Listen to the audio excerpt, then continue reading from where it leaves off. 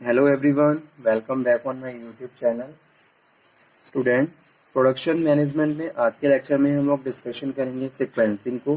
Sequencing क्या होता है और टेक्निक्स ऑफ सीक्वेंसिंग। ठीक है, लेट्स कवर। सीक्वेंसिंग स्टार्ट करने से पहले एक बार मैं आपको मास्टर प्रोडक्शन शेड्यूलिंग के बारे में बता दूं।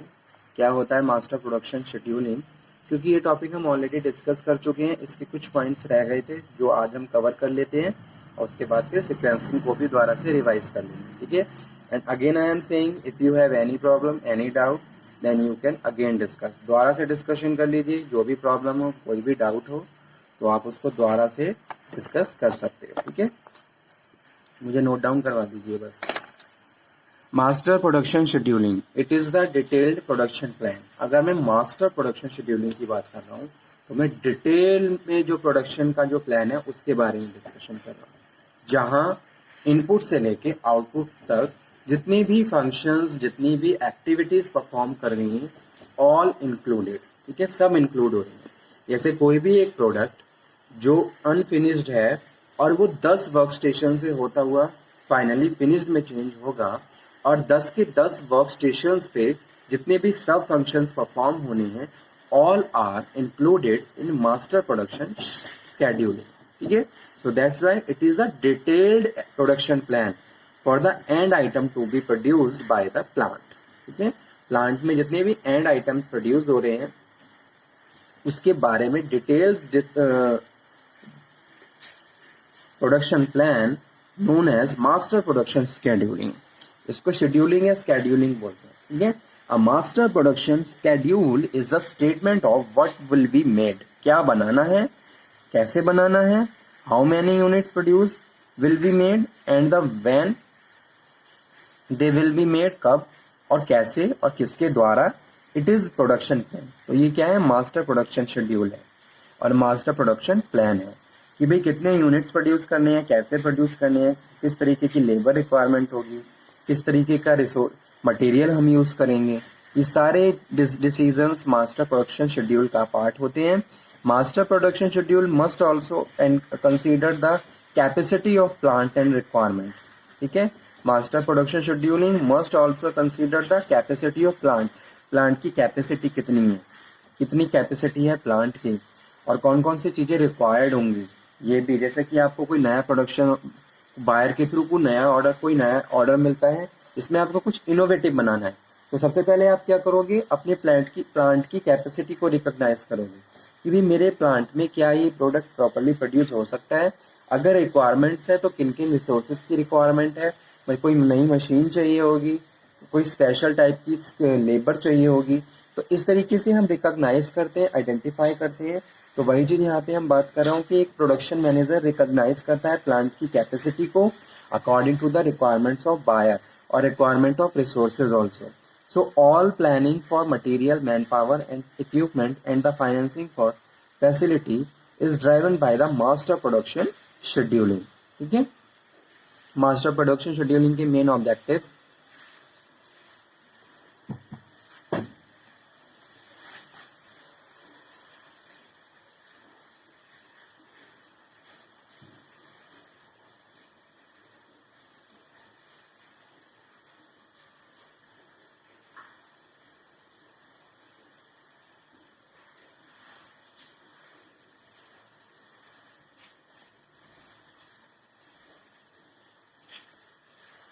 to provide the top management with the means of authorize and the control manpower levels, inventory investment and the cash flow.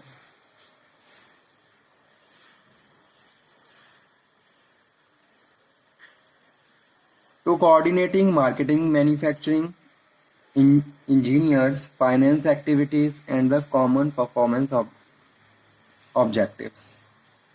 To reconcile marketing and manufacturing, to provide measurement of performance, to provide data for the material and capacity planning. ठीक है, come to today's session, that is sequencing. क्या होता है sequencing? Sequencing is the arrangement of tasks required to be carried out the sequentials. ठीक है, sequencing का मतलब है जो जितने भी टास्क हमें परफॉर्म करने हैं और उनको किन किन किन अरेंजमेंट में परफॉर्म करना है, ठीक है। अब किसी भी प्रोडक्शंस को की अगर मैं बात करूं, या कोई भी प्रोडक्ट है जिसको आपको फिनिश्ड गुड में कन्वर्ट करना है, ठीक है, तो उसके लिए सिक्वेंशियल टास्क परफॉर्म करने होते हैं।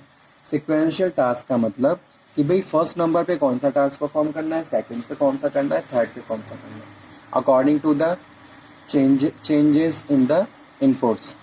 आप इनपुट्स को आउटपुट में कन्वर्ट करोगे, तो उसको कन्वर्ट करने के लिए आपने एक प्रोसीजर तैयार किया है, एक प्रोसेस तैयार किया है। उसी के हिसाब से आप one by one job perform करोगे, और जॉब परफॉर्म करने के बाद आउटपुट में चेंज करोगे। तो वही चीज़ यहाँ पे मैं डिस्कशन कर रहा हूँ। सिक्वेंसिंग क्या होती है?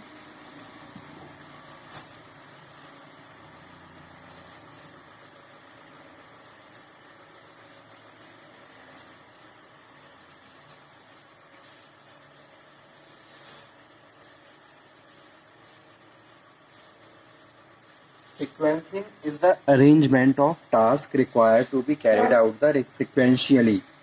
In other words, sequencing problem is to find the sequence of jobs in such a way that when execute it should be given maximum profit, ताकि जब हमें उसको execute करें तो maximum desirable result को achieve कर सकें, ठीक है।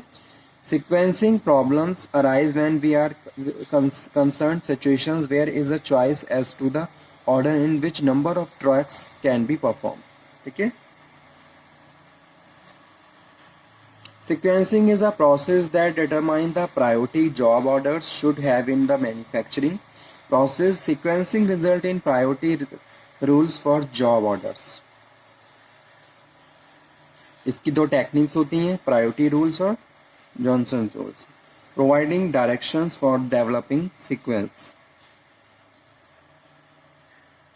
सेकंड है बेस मिनिमम प्रोसेसिंग टाइम। तो दो टेक्निक होती है, एक तो होती है प्रायोरिटी रूल्स। प्रायोरिटी रूल्स में यहाँ पे हम बात कर रहे हैं providing directions for developing sequence, ठीक है, डायरेक्शन के हिसाब से। और सेकंड है minimum processing time. So terminology of sequencing: number of machines, processing time, processing orders, idle time on machines और टोटल elapsed टाइम। तो कोई भी प्रोडक्ट है किसी एक पर्टिकुलर मशीन पे जा रहा है तो उसकी टाइमिंग फिक्स होती है। पहले तो हम ये सीक्वेंसिंग में ये देखते हैं कि भी नंबर ऑफ मशीन्स कितनी है, ठीक है। उसके बाद हर मशीन का प्रोसेसिंग टाइम हम एनालाइज करते हैं। उसके बाद प्रोसेसिंग ऑर्डर क्या होगा, यानी कि ऑर्डर का मतलब अगर सारी मशीन्स लगी हुई हैं तो ऐसा नहीं है कि कभी भी किसी भी मशीन्स को आप यूज़ कर लोगे, तो उसका एक प्रॉपर ऑर्डर होना चाहिए, ठीक है। उसके बाद आइडियल टाइम कितना होगा एक मशीन्स पे, और टोटल elapsed टाइम निकाल लेते हैं। तो इस तरीके से प्रॉपर टाइमिंग फाइंड आउट हो जाती है कि भाई कितना टाइमिंग एक मशीन्स पे स्पेंड होने वाला है। तो इस यही है सीक्वेंसिंग का टॉपिक।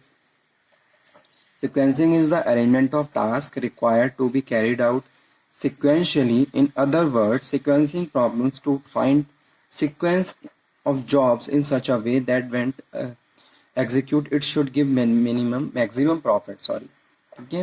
जैसे कि मैं एक प्रोडक्शन मैनेजर की बात करता हूँ। प्रोडक्शन मैनेजर की मेन रिस्पॉन्सिबिलिटी होती है टास्क को परफॉर्म करना, ठीक है, करवाना। तो उसके लिए वो प्रॉपर प्लानिंग करता है, डिसीजन मेकिंग करता है और सिक्वेंसिंग भी करता है। सिक्वेंसिंग में वो ये फाइंड आउट कर लेता है कि भी कितनी मशीन्स हैं और किस मशीन को कब किस तरीके से यूज़ करना है, कौन सी जॉब परफॉर्म होनी है, ठीक है, उसका क्या प्रोसीजर होगा, क्या स्टेप होगा। प्रोडक्शन में भी अलग अलग डिपार्टमेंट्स होते हैं, तो अलग अलग डिपार्टमेंट के हिसाब से वर्क को डिवाइड कर दिया जाता है, ठीक है। वर्क को आप डिवाइड कर देते हो, उसके बाद सुपरविजन बेटर तरीके से कर सकता है सुपरवाइजर, और प्रॉपर कंट्रोलिंग रह सकती होती है, ठीक है।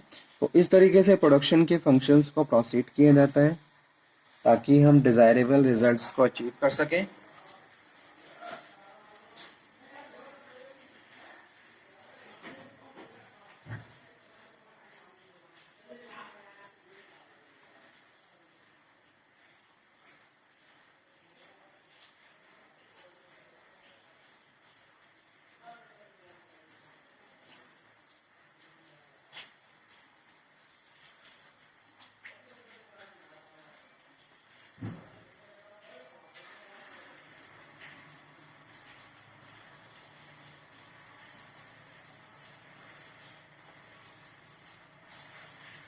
सो ओके स्टूडेंट, इस तरीके से हमारा मास्टर प्रोडक्शन शेड्यूलिंग हो गया, सीक्वेंसिंग हो गया। सिक्स सिग्मा भी हम ऑलरेडी डिस्कस कर चुके हैं। Six sigma is a quality system based on measurement of how well an organization meet to customers requirement. ठीक है, ऑर्गेनाइजेशन किस तरीके से कस्टमर रिक्वायरमेंट के साथ प्रॉपर मीट कर सकती है। तो six sigma quality measurement tool है एक तरीके से। It is widely practiced leadership framework and the measurement of management methodology that drive business improvements. किस तरीके से business को हम और ज़्यादा improve कर सकते हैं। Six Sigma is quality improvement tool and the program with the goal of reduce to number of defects to as low 3.4 part per million। ठीक है, it is a benchmark of excellence of product।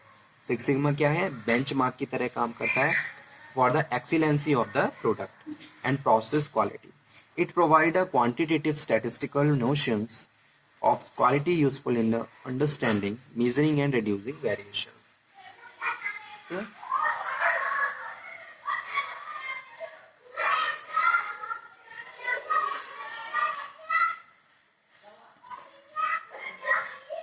So it is also important, note down this topic and six sigma को भी आप अच्छे से prepare कर लीजिए क्योंकि ये भी इम्पॉर्टेंट है।